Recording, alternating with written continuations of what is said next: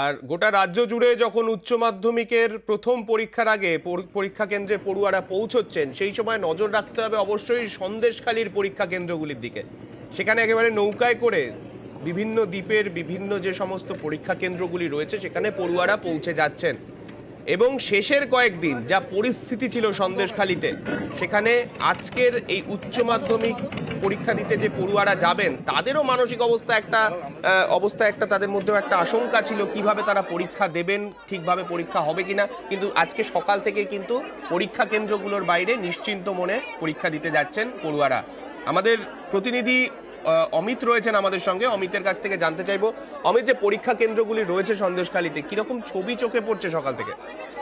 একেবারে এখন স্বাভাবিক ছন্দে বলা যেতেই পারে, কারণ অন্যান্য রাজ্যের অন্যান্য পরীক্ষা কেন্দ্রে যে ছবি ধরা পড়ছে, সন্দেশখালী রাজারানী হাই স্কুল সেখানকার ছবি কিন্তু একই রকম। কারণ তুমি জানো গত কয়েকদিনে যেভাবে উত্তপ্ত হয়ে উঠেছিল বা অশান্ত হয়ে উঠেছিল সন্দেশখালী, আস্তে আস্তে গত ৩-৪ দিন ধরে আমরা দেখছি পুলিশ প্রশাসনের তৎপরতায় স্বাভাবিক ছন্দে ফিরছে। 7টি জেলা পরিষদ, 7টি গ্রাম পঞ্চায়েতের 19টি জায়গাতে 144 দ্বারা জারি থাকলেও তার মধ্যে কিন্তু আজকে উচ্চ মাধ্যমিক পরীক্ষা হচ্ছে। সেক্ষেত্রে পুলিশ প্রশাসনের তরফে যারা উচ্চপদস্থ আধিকারিক রয়েছেন তারা কিন্তু গতকালও যেটা বলেছেন যে যে সমস্ত জায়গায় পরীক্ষা কেন্দ্র রয়েছে, যেমন সন্দেশখালী দ্বীপের সন্দেশখালী রাধারানী হাই স্কুল, তার তার থেকে 300 মিটার দূরে সন্দেশখালী ফেরিঘাট, এবং বাঁদিকে যে যায় বাঁদিকে কিন্তু ঠিক এই এলাকাটা হচ্ছে ত্রিমণি বাজারের মধ্যে। দুটো জোনই কিন্তু দুপাশে দুটো জোনই কিন্তু 144 ধারা রয়েছে। কিন্তু পুলিশ প্রশাসনের তরফে স্পষ্টত করে দেওয়া হয়েছে যারা পরীক্ষা দিতে আসবেন স্বাভাবিকভাবেই তাদেরকে ফেরি ব্যবহার করতে হচ্ছে।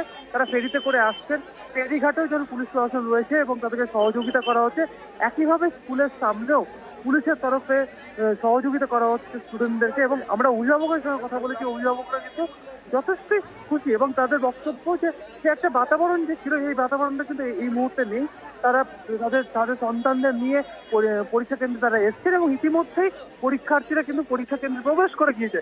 স্বাভাবিকভাবে বলা যেতেই পারে সন্দেশখালী দ্বীপের যে রাধারানী হাই স্কুল, সেখানে যে সমস্ত পরীক্ষার্থীদের কেন্দ্র হিসেবে পড়েছে, প্রত্যেকে কিন্তু স্বাভাবিকভাবেই যে পরীক্ষা দিতে এসেছেন এবং তারা স্বাভাবিকভাবে কিন্তু পরীক্ষা কেন্দ্রে তারা প্রবেশ করেছেন এবং পুরো নর্মাল এবং স্বাভাবিক ছন্দে কিন্তু এই মুহূর্তে রয়েছে এই স্কুল চত্বর বা স্কুল এরিয়া বা বলা যেতে পারে ফেরিঘাট গুলো।